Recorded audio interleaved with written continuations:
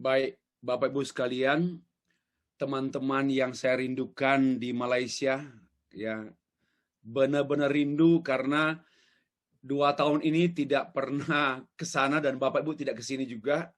Biasanya saya hampir setiap bulan ke Malaysia. Nah, dalam ini 2 tahun, mau 24 bulan, kita berdiam diri di negara kita masing-masing. Baik, membahas tentang teologi historika, kita awali dengan menjawab pertanyaan yang penting. Ya, pertanyaan yang penting tersebut yaitu mengapa belajar teologi historika sangat penting. Itulah yang kita akan bahas, Bapak Ibu sekalian. Pertanyaan ini atau bahasan ini memang sengaja saya tempatkan pada bagian awal dengan harapan pada waktu kita menelusuri perkuliahan ini muncul ketertarikan, muncul kesadaran pentingnya memberi perhatian pada kajian-kajian historical theology. Itulah yang menjadi harapan saya, sehingga materi-materi selanjutnya akan lebih ringan untuk kita bahas, kita kaji setelah pintu terbuka. Kalau pintu tidak terbuka, kita akan sulit untuk mengikuti materi-materi pembahasan pada topik-topik selanjutnya. Mengapa belajar teologi historika sangat penting? Bukan lagi hanya dikatakan penting, tetapi sangat penting. Bapak Ibu sekalian, kita mulailah begini. Sebelum kita membahas itu, kita mau pastikan dulu letak teologi historika dalam ensiklopedia teologi. Sudah menjadi pengetahuan kita bersama sejak mengambil program sarjana mungkin tingkat 1 tahun pertama.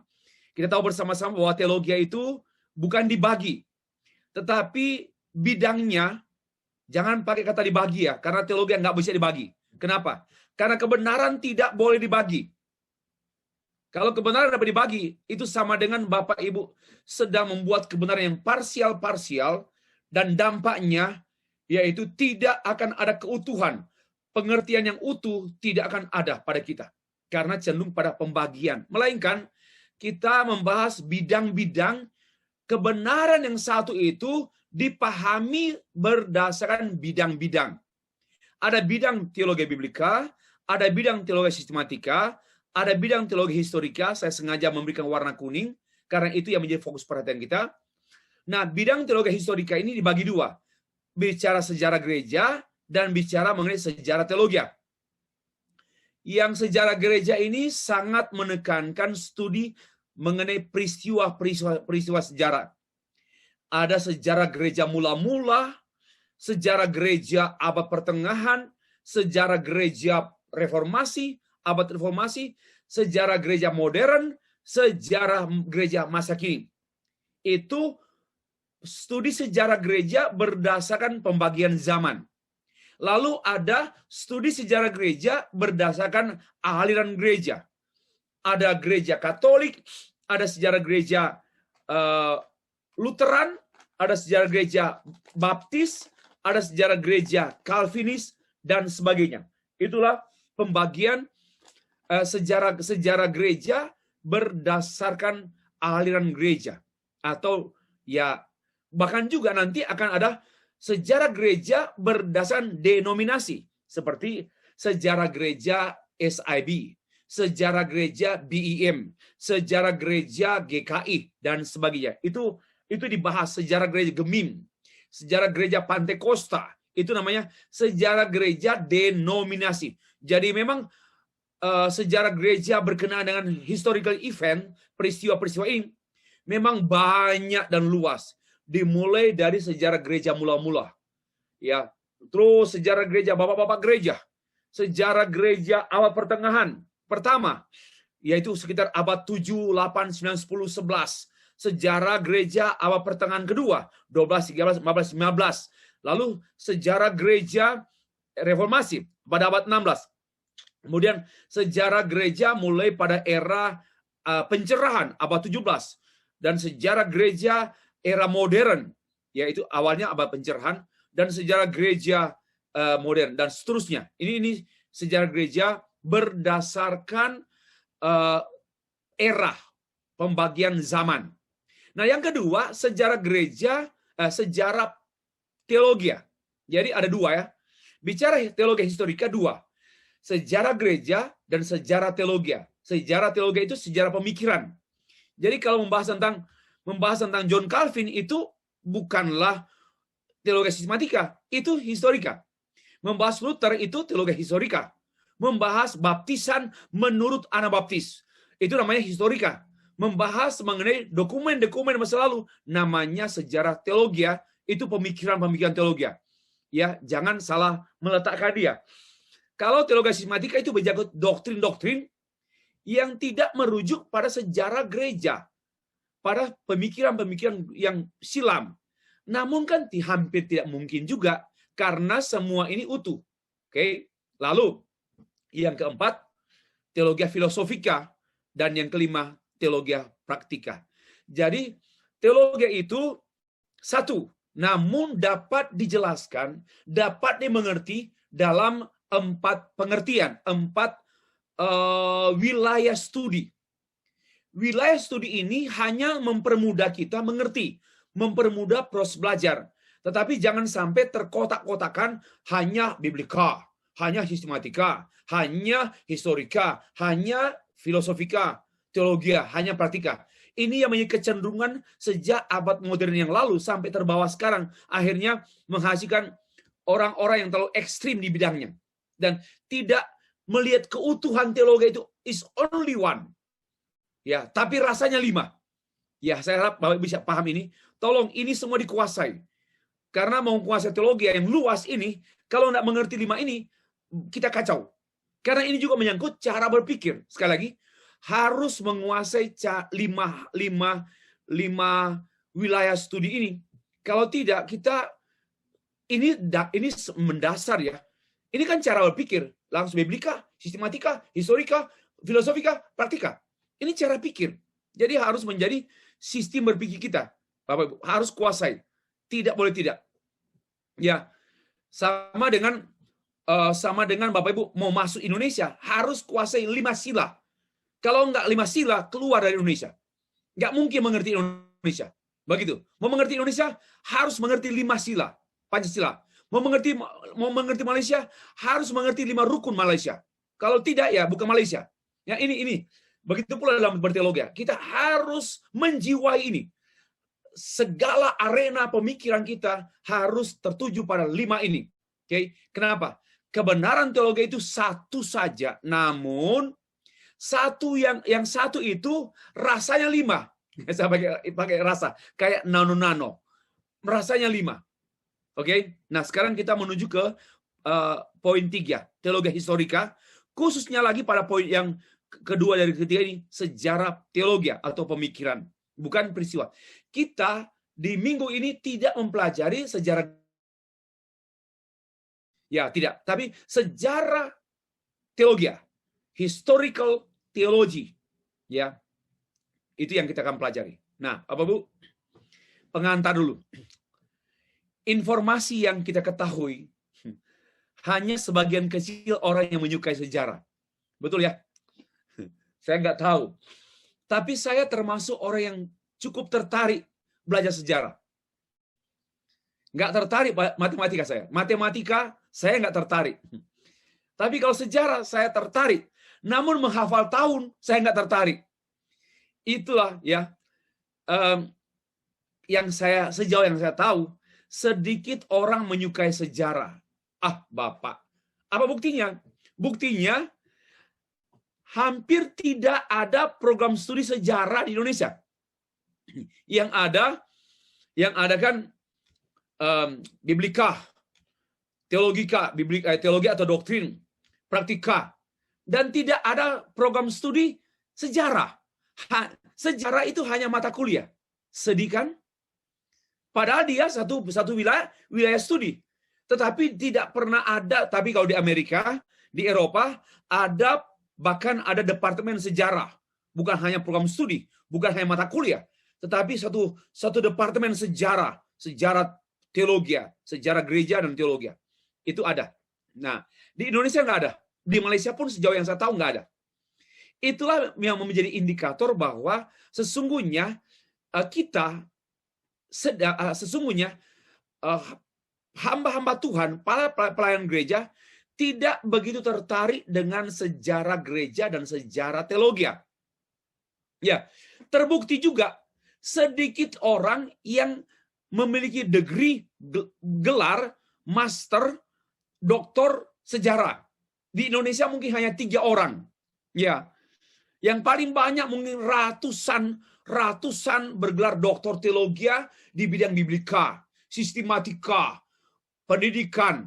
Tetapi tidak hampir ya sedikit sekali yang bergelar master dan doktor di bidang historika.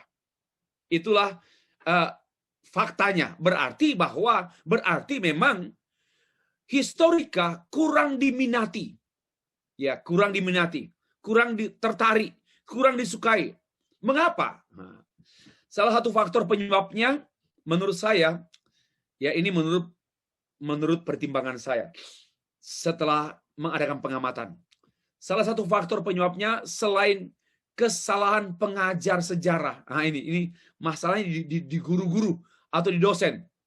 Mengajar sejarah hanya tahun-tahun, hafal tahun. Ya. Lalu Alexander Agung, tahun berapa dia hidup? Waktu dia menyerang ini tahun berapa? Dia ke ini tahun berapa? Siapa yang tertarik belajar sejarah?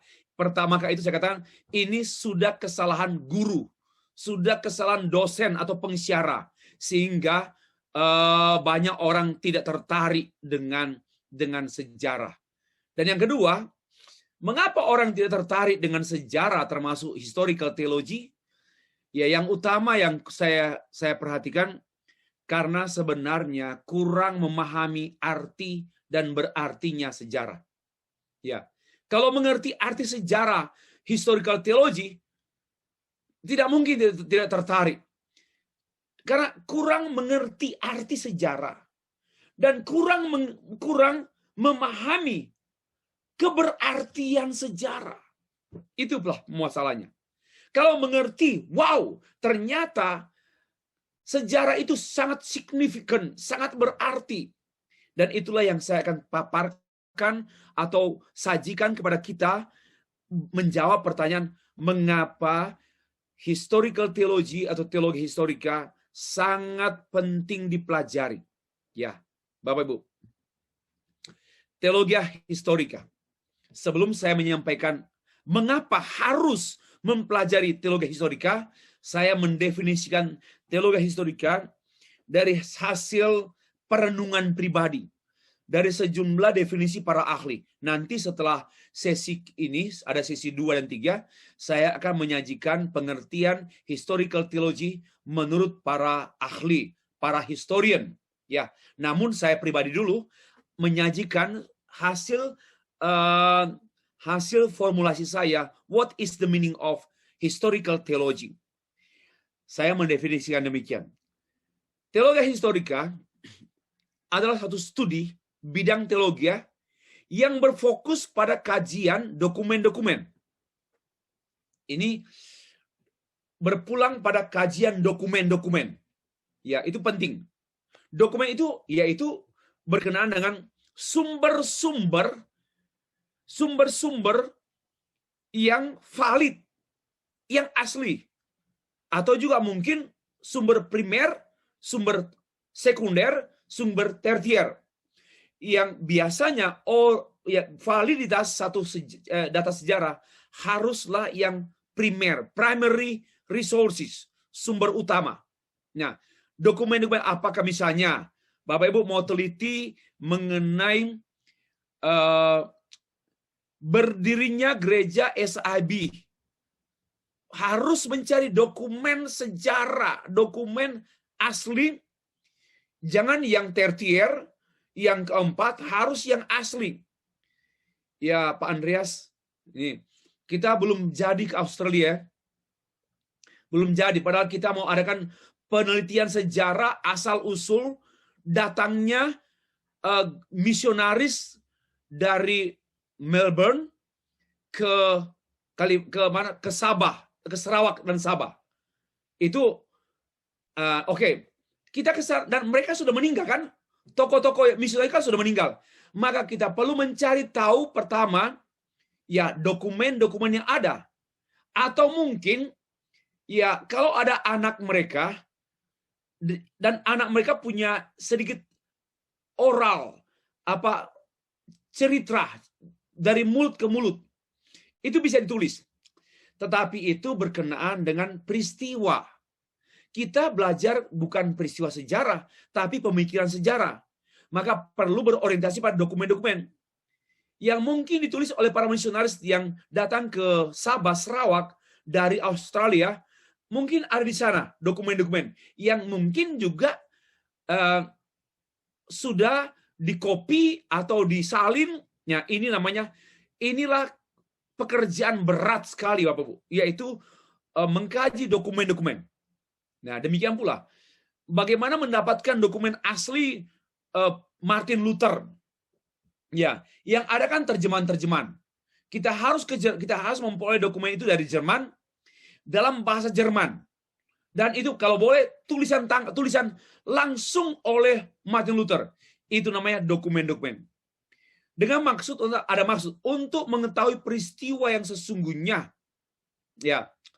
Kita mengetahui peristiwa yang sesungguhnya, yang benar-benar the real event. Ya. Benar-benar peristiwa yang sesungguhnya. Dan bukan hanya mengetahui peristiwa, ya, menemukan pemikiran-pemikiran yang memengaruhi konteks ruang dan waktu tertentu saat itu, dengan tujuan kita ada inventaris data. Ya, kita kumpul data itu, lalu kita evaluasi, kita mulai memilah mana yang primary, mana yang secondary, mana yang ketiga, lalu kita mulai membuat sintesis. Ya, sintesis dari semua data itu dibuat sintesis. Adakah kecocokan, lalu kemudian kita menemukan pemahaman, oh seperti itu. Bahkan sampai pada pemahaman baru saat ini mengenai peristiwa masa lalu dipahami pada masa kini. Itulah yang namanya teologia historika. Ya, berkenaan juga dengan topik-topik tentang predestinasi, pembenaran oleh iman, anugerah Allah, baptisan. Itu pun topik-topik sejarah teologia, topik-topik historical, ya, yang menjadi fokus kajian daripada teologi historika. Lanjut. Alasan studi teologi historika. Alasan, apa alasan kita mempelajari teologi historika? Bapak Ibu sekalian. Apa alasannya? Inilah alasan-alasan ini menjawab mengapa studi teologi historika satu keharusan. Ya, mengapa? Satu. Secara teologis, karena Allah menyatakan dirinya dalam sejarah secara umum dan khusus. Allah menyampaikan firman-Nya dalam sejarah. Berarti sejarah itu penting. Karena sejarah itu menyangkut ruang dan waktu tertentu. Sekali lagi, sejarah itu berbicara mengenai ruang dan waktu tertentu. Dan Allah mengakomodasikan kebenarannya itu dalam ruang dan waktu tertentu. Nah, maka itu untuk mempelajari apa yang Allah akomodasikan, apa yang Allah firmankan, harus mengerti sejarah di mana firman itu diakomodasikan. Itu poin yang pertama. Penting.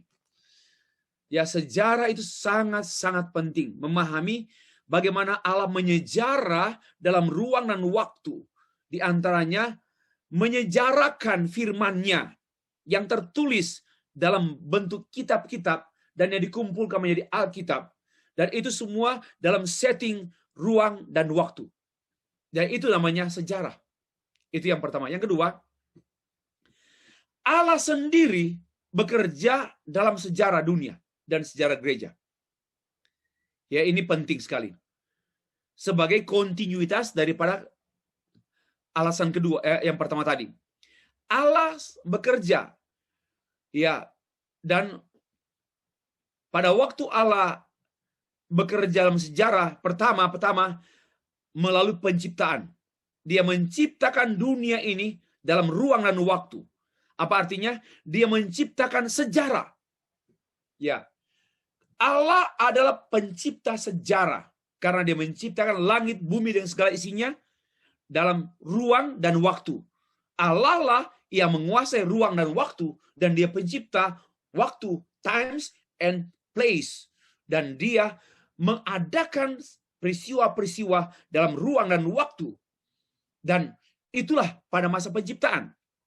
Lalu Allah bekerja terus dalam sejarah melalui para nabi, para imam, para raja-raja, melalui hamba-hamba Tuhan. Ya, termasuk Bapak Ibu ingat, ini satu hal yang membuat saya bersyukur. Allah juga bekerja dalam sejarah dunia melalui peran kita hamba-hamba Tuhan. Ya, ini spesial. Dan ini yang menentukan. Allah bekerja melalui orang-orang pilihannya. Ada yang sifatnya umum, yaitu raja-raja, pembesar-pembesar, atau tokoh-tokoh masyarakat, tetapi mereka hanyalah Allah bekerja melalui mereka untuk kepentingan-kepentingan umum, bukan khusus. Tidak menyangkut keselamatan, tidak menyangkut penebusan, hanya menyangkut kemaslahatan, menyangkut kesejahteraan, menyangkut hubungan kemanusiaan yang menurut saya sifatnya umum. Tetapi Allah menyejarah dan bekerja dalam sejarah untuk sifat yang khusus, yaitu melalui hamba-hamba Tuhan, utusan-utusannya dalam dunia dan dalam gereja. Allah bekerja dalam dunia melalui gereja. Ini penting. Allah bekerja, ini satu kebenaran-kebenaran yang tidak bisa dibantah lagi. Allah bekerja kecuali mau jadi liberal. Karena ajaran mengatakan bahwa Allah tidak harus menggunakan gereja untuk bekerja di dunia. Allah langsung bekerja di dunia. Bahkan Allah bisa bekerja lewat tokoh-tokoh agama. Itu pluralisme agama kan? Allah bekerja melalui filsuf-filsuf untuk tujuan tertinggi Allah. Ini kacau. Ya, tidak benar. By the way, yang penting di sini itu Allah sendiri bekerja dalam sejarah dan terus bekerja melalui gerejanya, di antaranya melalui hamba-hamba Tuhan dan melalui Bapak Ibu, para pastor, BEM, SIB, ya, Pastor Zimri, Pastor Jikran, itu banggalah, bersyukurlah Allah bekerja dalam sejarah dunia, sejarah Malaysia, sejarah gereja Bapak-bapak sekalian, melalui Bapak sekalian. Nah, ini yang kita harus ingat setiap saat.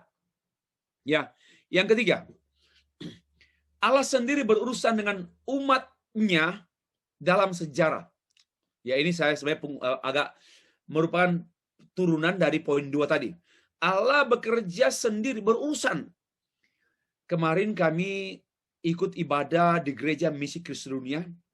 Lalu yang berkhotbah adalah Bapak misionaris orang Indonesia yang sudah 26 tahun di Guinea-Bissau, yaitu Pak Titus Dima.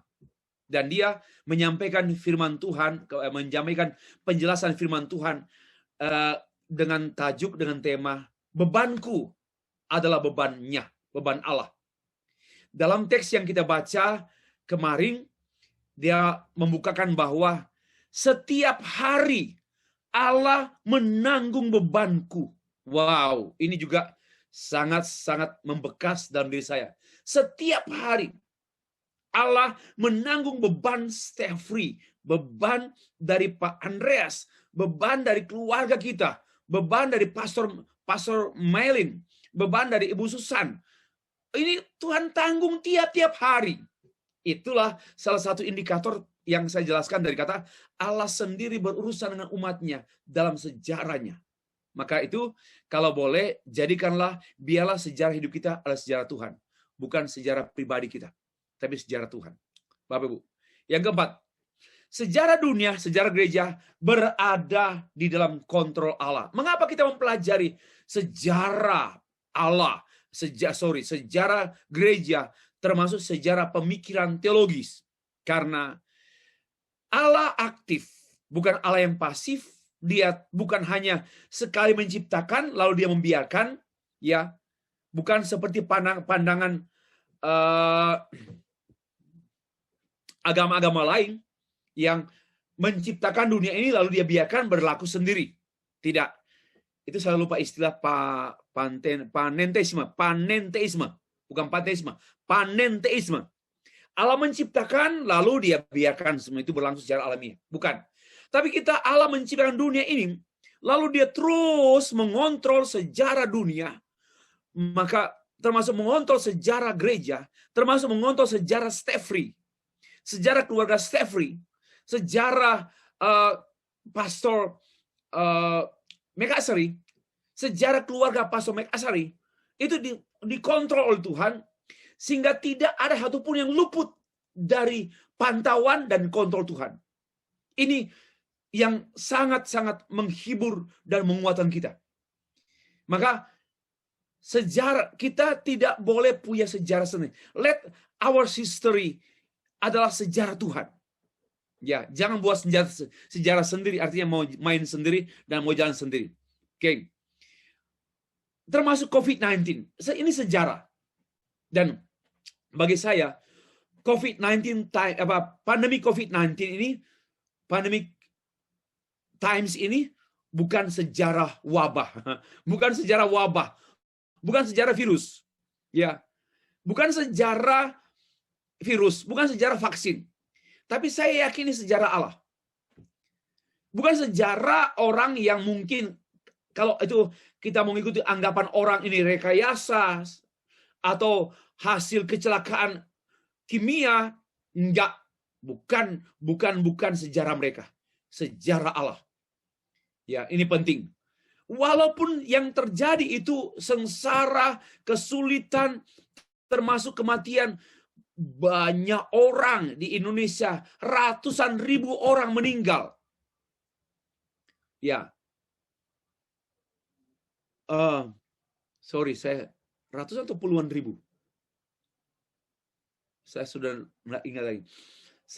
Sejak turun ya, kami tidak lagi mengikuti perkembangan di sini karena 5 bulan yang lalu saya mengikuti perkembangan. Oh, sekian, hampir tiap hari. Sekarang dalam 2 bulan ini saya tidak mengikuti perkembangan, ya karena sudah divaksin, kemudian sudah melandai, sudah menurun. Tapi bagaimanapun banyak korban, termasuk dampaknya ke sektor politik, ekonomi utamanya, kesehatan dunia. But saya percaya ini sejarah Tuhan. Ya, bukan sejarah wabah, sejarah virus, sejarah para ahli, sejarah para dokter, sejarah hospital. No, bukan.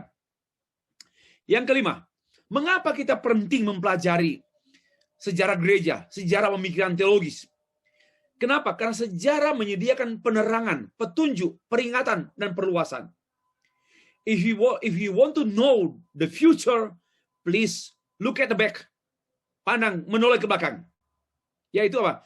Untuk mencari penerangan from the past, mencari guidance from the past, mencari satu peringatan from the past, dan mencari apa yang menjadi sebab saya membuat berpikir lebih luas lagi untuk the future. Itu semua pentingnya sejarah pemikiran, sejarah peristiwa gereja, peristiwa dan sejarah pemikiran tentu pada masa lalu. Ini yang kelima, mengapa sangat penting mempelajari historical theology atau teologi historika. Mengapa? Ya, kita perlu begini, mengetahui kebenaran-kebenaran pada masa lalu dalam konteksnya, itu menjadi pelajaran untuk kita, menjadi penerangan untuk kita melihat hari esok. Petunjuk-petunjuk masa lalu yang pernah ada sebelum peristiwa dan setelah peristiwa itu pada masa lalu kita menjadikan petunjuk kita untuk melihat hari esok dan seterusnya. Ya, yang keenam, sejarah dapat membebaskan kita dari tirani waktu kita sendiri. Ya, dan memfasilitasi kita menjadi orang yang lebih bijaksana dari para pendahulu kita. Semestinya kita harusnya lebih bijaksana daripada tokoh-tokoh gereja pada masa silam. Ya, lebih bijaksana daripada Agustinus, lebih bijaksana daripada Martin Luther, dari Melanchthon, dari Zwingli, dari Calvin, dan dari tokoh-tokoh termasuk John R.W. Stott yang sudah meninggal berapa tahun yang lalu. Semestinya kita lebih kaya kebijaksanaan. Karena apa? Karena mereka telah meninggalkan pemikiran-pemikiran tentang kebijaksanaan hidup, tentang kebenaran-kebenaran doktrin Kristen yang sudah teruji oleh zaman. Itulah sebabnya kita perlu dan harus mempelajari sejarah. Orang yang tidak tertarik mempelajari sejarah itu orang yang pemikirannya terputus, hanya bertolak dari hari ini dan hari esok. Padahal sejarah 21 abad yang silam sudah panjang dan kaya kita abaikan. Itu satu kebodohan berpikir. Bapak Ibu, selanjutnya, sejarah menolong kita untuk menemukan keistimewaan dari peristiwa dan keistimewaan pemikiran. Apa yang istimewa dari peristiwa gereja mula-mula, penganiayaan, ya, pembantaian gereja, para rasul mati syahid? Apa yang istimewa? Bukan soal peristiwa, apa juga pokok pemikiran yang wow, ya, apa kira-kira? Itu namanya, itu semua dikontribusikan oleh peristiwa sejarah dan pemikiran sejarah. So penting. Ya, penting sekali.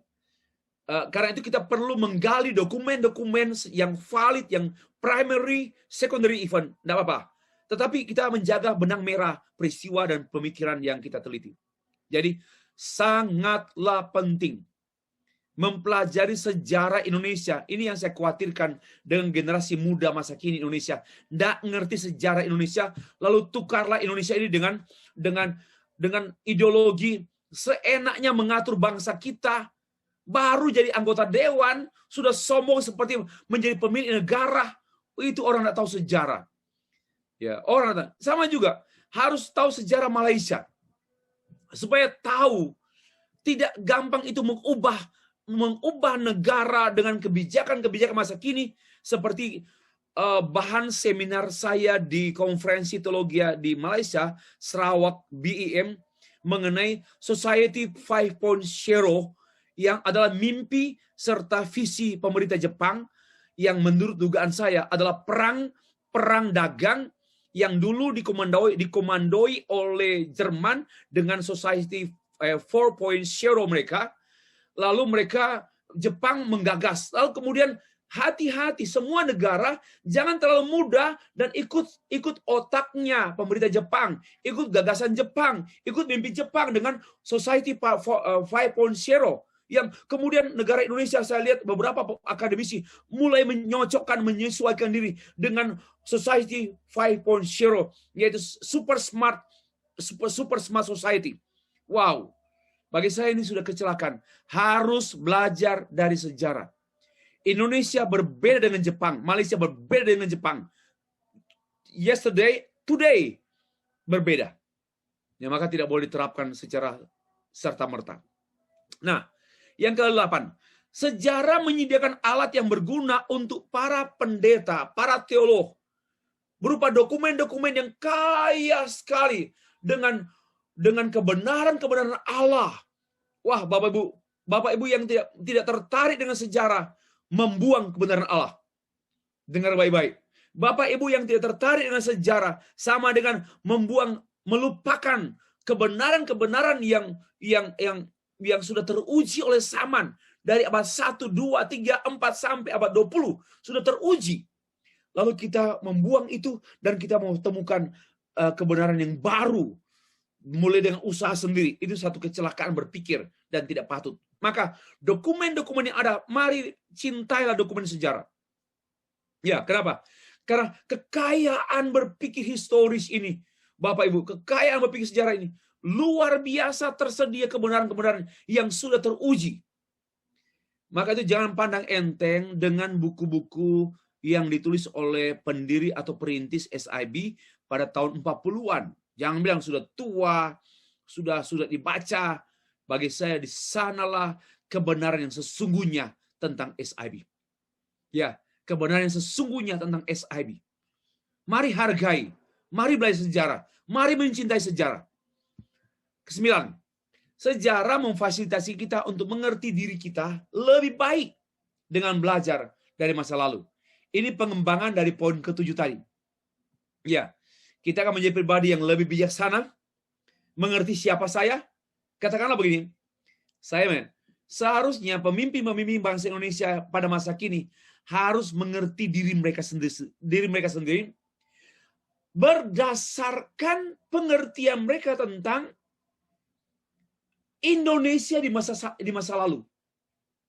Ya, harus mengerti diri kita sekarang ini. Pertama, kita banyak kemudahan karena banyak orang berkorban pada masa lalu.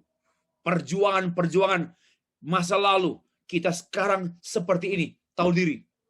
Ya, jangan membuang pengorbanan para pejuang-pejuang masa lalu dengan perilaku kotor kita dan buruk kita pada masa kini. Ini sesuatu yang sangat-sangat menyedihkan. Janganlah karena kita pemimpin-pemimpin gereja masa kini lagi sedang di daun, lagi naik daun, entah daun apa, daun pepaya atau daun pisang, lalu kita sudah melupakan sejarah perjuangan para perintis gereja sebelum kita. Ini keangkuhan pemimpin masa kini harus dikontrol oleh sejarah. Listen to me. Keangkuhan pemimpin masa kini harus dikontrol oleh sejarah. Yang ke-10. Sejarah akan menolong kita memiliki pengertian mengenai kebenaran yang alkitabiah. Tadi alkitabiah. Kenapa? Mari merujuk pada teks asli. Teks asli kan sejarah. Ini menyangkut studi biblical. Teks asli kan sejarah, yaitu dokumen-dokumen yang diakui original. Ya, itu namanya kalau kita menjadi orang yang menyukai sejarah, kita akan senantiasa bertanya, saya mau cari tahu sumbernya. Nah ini ya, Bapak Ibu kalau berpikir bertanggung jawab, pertama ya di WA, saya sengaja membaca di WA, WhatsApp, dikirim oleh seorang bergelar master dan doktor satu informasi tentang COVID-19, virus, tentang data ini. Lalu saya baca, kok tidak ada sumbernya? Sumbernya dari mana? Saya bilang ini tidak valid. Semua informasi yang tanpa sumber itu namanya sampah. Dengan baik-baik. Ya, semua kedengarannya kebenaran, wow, kebenaran dan juga informasi-informasi yang valid kelihatan kedengarannya. Tapi kalau nggak ada sumber itu sampah. Yang kedua, ada sumber, tapi sumbernya tidak asli. Sumber ketiga, keempat itu diragukan. Dengan baik-baik ya, diragukan. Mari jadikan ini cara berpikir kita. Yang ke-11, sejarah dapat menolong kita untuk mengerti ciri khas asumsi-asumsi di zaman itu, zaman dulu kita pelajari. Ya, ada asumsi-asumsi. Ya, oh betul begini. Agustinus pada abad 5, dia berpikir tentang dosa original dengan asumsi-asumsi yang ada pada masa itu, ada pada dia. Nah, cara berpikir ini menolong kita untuk juga melihat kita sekarang berteologi ya, membahas tentang the original sin, lalu kita melihat asumsi-asumsi kita dengan bantuan asumsi-asumsi ciri khas dari yang dipikirkan oleh Agustinus pada abad 5 dan kita pada abad 21. Ini sangat kaya sekali. Ya, saya harap adalah 2 orang minimal Bapak Ibu yang mengambil master atau doktor di bidang sejarah. Jangan-jangan belum ada. Sejauh yang kemungkinan belum ada master dan doktor di bidang sejarah untuk pendeta-pendeta, dosen-dosen atau pensiara-pensiara di BTS atau di MIM, Mets Lawas, Mets Miri dan sebagainya. Mungkin juga belum ada. Ya, perlu dipertimbangkan. Akhirnya saya beritahu, alasan yang terakhir masih banyak sebenarnya, tapi ini setidaknya sudah cukup. Akhirnya sejarah menolong kita untuk memahami masa kini dan mampu mengantisipasi masa depan. Ya, Jangan ulangi kesalahan. Ini yang seringkali saya juga bicara pada anak-anak saya. Kalau sudah tahu bahwa kemarin ada peristiwa yang kesalahan yang kita buat, kenapa begitu mudah mengulanginya? Ya, mari belajar pada sejarah. Ya, mari belajar pada sejarah. Kalau sudah tahu kemarin, tahun yang lalu, 5 tahun yang lalu, ada kesalahan, ada kekurangan, kenapa harus diulangi? Ya, semestinya tidak perlu mengulangi. Karena sejarah mengingatkan kita. Ya, listen to me. Sejarah mengingatkan kita, satu, mengenai hal kebenaran yang harus diulangi, dan mengenai ketidakbenaran yang tidak harus dan tidak boleh diulangi. Itulah bijaksana. Nah, mari kita belajar juga pada seorang tokoh namanya Alvin Toffler. Beliau seorang futuris dan filsuf juga yang mampu membaca apa yang terjadi pada masa depan dengan belajar sejarah. Dia menulis buku yang sangat terkenal, Future Shock, dan juga The Third Wave. Dia kemudian mengatakan bahwa pada masa akan datang akan ada begini, akan terjadi. Karena dia membagi zaman ini namanya wave, gelombang ini, gelombang agrarias, gelombang industri, dan gelombang information. Dan itu terjadi, Bapak. Itu terjadi. Dia ini belajar dari sejarah masa lalu, mampu memprediksi masa depan. Inilah pentingnya sejarah. Ya, belajar dari masa lalu, peristiwa, pemikiran, kecenderungan, ciri khas, asumsi-asumsi, presupposi, worldview masa lalu. Lalu kita mempelajarinya untuk kita membaca masa depan. Demikian pula buku yang baru saya beli. Juga anak saya yang akhirnya menghubungi lalu membeli, namanya buku yang itu sudah lama ini, buku tahun 1998 kah? Ya, John Naisbitt dengan bukunya yang berjudul Megatrends. Ada 10 arah perubahan hidup manusia dan sudah tergeраpi. Termasuk istilah dari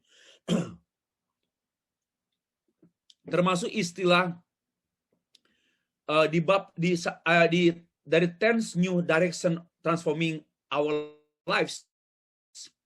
Yang pertama itu perubahan dari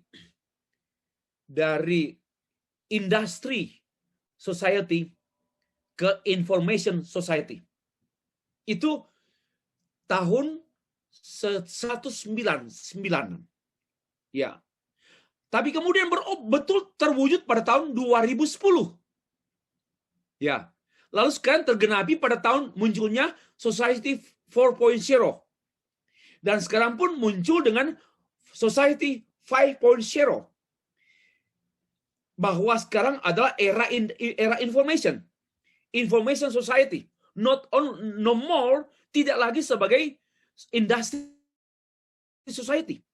Ini karena mereka mampu membaca sejarah masa lalu, lalu menemukan makna dan melihat juga pengulangan sejarah yang mungkin. So, penting sekali. Coba juga lihatlah perkembangan sejarah gereja Malaysia. Ya, belajar dari masa lalu mengenai SIB, katakan contoh SIB Sabah atau BEM Sarawak. Belajar dari masa lalu yang akan terulang. Ya, dan ada yang hilang, ada yang tidak terulang. Inilah hal yang saya kemukakan, pentingnya belajar sejarah gereja, termasuk sejarah pemikiran atau sejarah apapun, hanya dalam konteks perkuliahan kita, yaitu sejarah pemikiran teologis. Kesimpulan, kita diingatkan. Jadi sejarah itu tertulis juga dari 12 reason why we must study historical theology not should study, but must. Harus belajar. Why? Karena dari 12 reasons, maka saya mengajak kita menutup dengan kesimpulan. Mazmur 90 ayat 12. Ajarlah kami menghitung hari-hari kami sedemikian rupa. Sedemikian. Hingga kami beroleh hati yang bijaksana. Saya membahasakan ini. Ajarlah kami belajar sejarah. Belajar pemikiran sehistoris. Historical thought. Historical theology. Ajarlah kami menghitung hari. Ya, belajar sejarah. Hingga kami beroleh hati yang bijaksana. Dengan belajar sejarah, kita makin bijaksana. Demikianlah presentasi saya untuk bab 1 ini, yang memulai atau sebagai pembuka pembahasan kita mengenai historical theology. Selesai. Terima kasih.